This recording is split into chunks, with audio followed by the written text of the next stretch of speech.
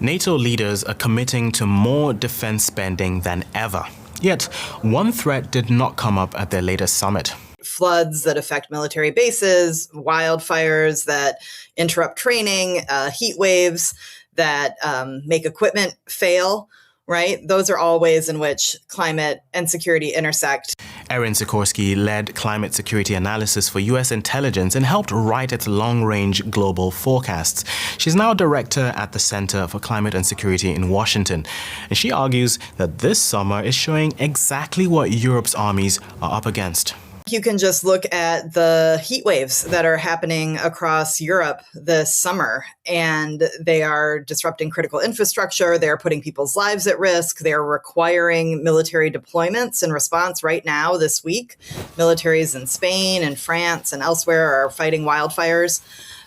All coming at a time with a heightened threat from Russia. And if we consider equipment needed to do these jobs, rising temperatures mean the heat starts to affect what the machines can do. With aircraft and helicopters, for example, they can't carry as much or fly as high when it's hot. And so if you need to operate in more heat-stressed environments, you're going to need more helicopters, you're going to need more pilots, you need more equipment, maybe more runs of your airplanes, and all of that increases risks for military, right? So planning now helps you be more resilient. That also means the people operating the hardware have to change how they prepare. I mean, just in heat waves, for example, right? You can't train in the same way you once did. You see militaries shifting to nighttime training opportunities or changing locations. That can be a real challenge.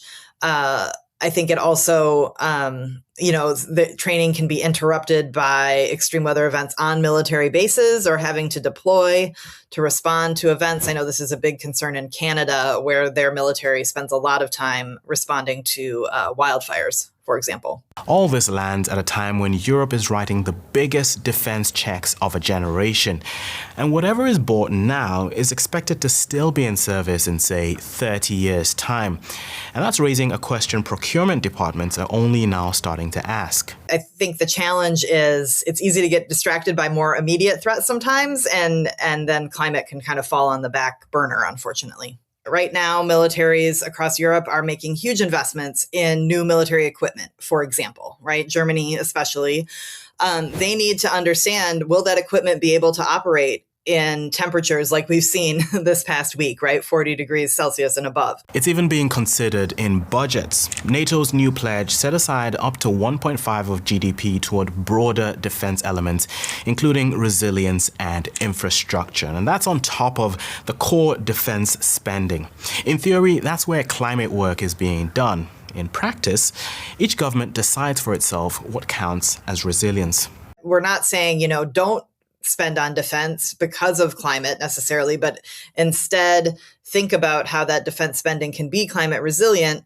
And then think about, part of that increased defense spending is supposed to focus on state resilience, right? All the enabling factors that support defense. And those enabling factors have to include climate adaptation. You need the roads to move the troops across Europe. If those roads are crumbling or flooded due to extreme weather, it won't work. If you don't have electricity, if your grids are under threat because of extreme weather, there's all sorts of investments that both help climate and help security. Now, all of that, the equipment, the training, the budget lines, sits inside an alliance that's gone quiet on discussing climate change because its biggest defense spender has started calling the whole idea a distraction and even a disastrous ideology. It's a real problem that the Trump administration doesn't believe its eyes when they look outside and see what's happening with climate change and is cutting science and cutting investment into research. It's been a challenge, I think, for NATO. They're so focused on wanting to keep the United States engaged in the alliance, and understandably so, that they have really cut back on their public discussion of climate as an issue. The summit that was just held in Ankara a few weeks ago, it was not discussed at all. That doesn't mean that work isn't happening on resilience, on extreme weather. Even in the U.S. at the Pentagon, there's still work ongoing because militaries at the end of the day are pragmatic, right? And they have to operate in the world in which they live, and it's a world of extreme weather. Now, none of this reflects a knowledge gap. A handful of governments got ahead of this early. I think looking at things like the German intelligence assessment on climate that came out a couple of years ago had great analysis in there that really married both the science and the security pieces together. I think you got to give credit to the Spanish prime minister right now, who is the only one who talked about climate change at the NATO summit and has been saying, look, in our backyard here, we're facing wildfires, extreme weather. We need to have investments there. And the Spanish military actually has a unit that's whole job is domestic disaster response. And I think that model is one that maybe other countries would and should look at. That unit has existed for around 20 years, some 3,500 soldiers dedicated to dealing with wildfires, floods, storms and such, mainly because the emergencies kept coming.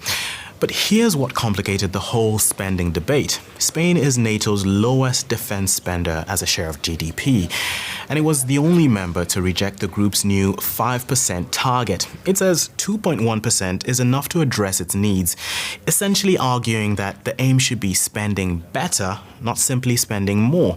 So if a model exists, why aren't others using it? I think, look, I don't talk to a military leader that doesn't get this issue. Now, they've experienced it firsthand, but I think they need the tools and capacities within their institutions to be able to manage this. And it's a lot more about kind of the design of bureaucracy almost, or the systems and how you get rewarded and what you focus on. I think for politicians, it's, there are a lot of countervailing forces pushing in the wrong direction on these things. There's disinformation. There's, whether it's coming from oil companies and other carbon intensive actors, or whether it's coming from, adversaries like Russia. These extreme weather events are things that the Russians can exploit.